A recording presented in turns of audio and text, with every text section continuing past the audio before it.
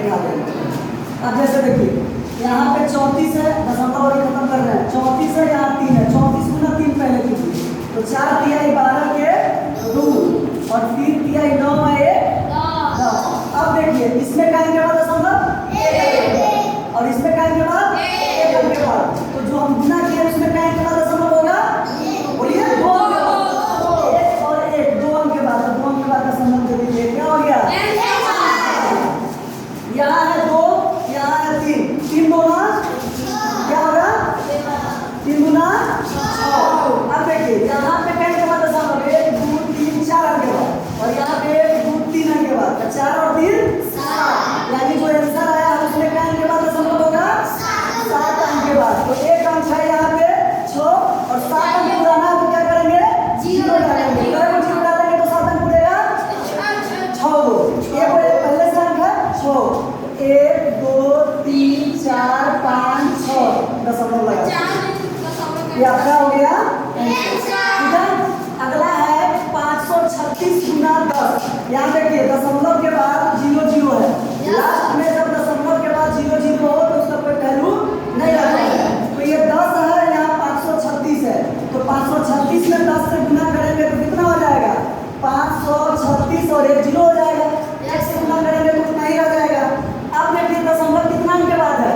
1 अंक के बाद, यहाँ दशमलव के बाद 0 सब कोई वैल्यू नहीं है, 1 अंक के बाद, तो 1 अंक के बाद दशमलव आप कर दीजिए, यानी आंसर कितना हो जाएगा, 536 आपका आंसर हो जाएगा।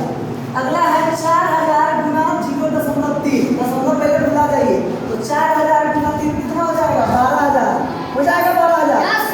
अब दशमलव कितने अंक के बाद, 1 अंक के बाद, 1 अंक के बाद दशमलव दे दीजिए, आंसर कितना आएगा,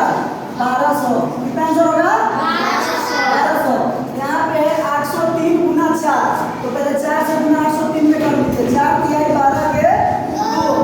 4 यहाँ 0 है, तो यहाँ हासिल कितना बचा हुआ है, 1, तो 0 के बदले क्या आ जाएगा, 4 अगले 32। दशमलव कितने अंक के बाद है देख लीजिए, यहाँ है 3 अंक के बाद, यहाँ है 1 अंक के बाद, आंसर में कितने अंक के बाद, 1 2 3 4 अंक के बाद दशमलव, ये आपका यहाँ 896 है, यहाँ 1 है, गुना करेंगे तो कितना आएगा, 896 में 1 से गुना करेंगे कितना होगा, 896 हो गए। यहाँ 1 अंक के बाद दशमलव है, यहाँ 2 अंक के बाद दशमलव है, तो आंसर में दशमलव कितने अंक के बाद, 3 दशमलव हो गया आंसर। यहाँ है 98 34, यहाँ है 2, 98 34 में 2 से पहले गुना कर दीजिए, 4 दूनी 8, 3 दूनी 6, 8 दूनी 16, 9 दूनी 18 और 1 19। दशमलव इसमें 1 अंक के बाद, इसमें 2 अंक के बाद, कितना अंक के बाद दशमलव, 1 2 3 3 अंक के बाद दशमलव, यानी आंसर हो जाएगा 19.668। यहाँ है 2, यहाँ है 3, 3 दूनी 6, यहाँ है 2 अंक के बाद दशमलव, यहाँ है 3 अंक के बाद दशमलव, आंसर में कितने अंक के बाद दशमलव, 3 2 5 अंक के बाद, तो 1 अंक हो गया है, 4 को 0 देंगे, 4 को, यानी 0.000006। यहाँ है देखिए, यहाँ दशमलव के बाद डबल 0 है लास्ट में, ये सब कोई वैल्यू नहीं है, ये हुआ कितना 10,000 और ये है 5000, तो 10,000 गुना 5000, 10 गुना 5 करेंगे 10 बचे 50, या इस तरह से कीजिए 5 इकाई 5, 3 को 0 इसमें है, 4 को 0 इसमें है, 3 को 0 इसमें है, 4 को 0 इसमें है, तो कै को 0 हो जाएगा, 3 और 4 7 को 0 डाल दीजिए, 2 4 5 6 7, ये आपका आंसर हो गया। उसके बाद है 4 गुना 5, 5 होगा 20,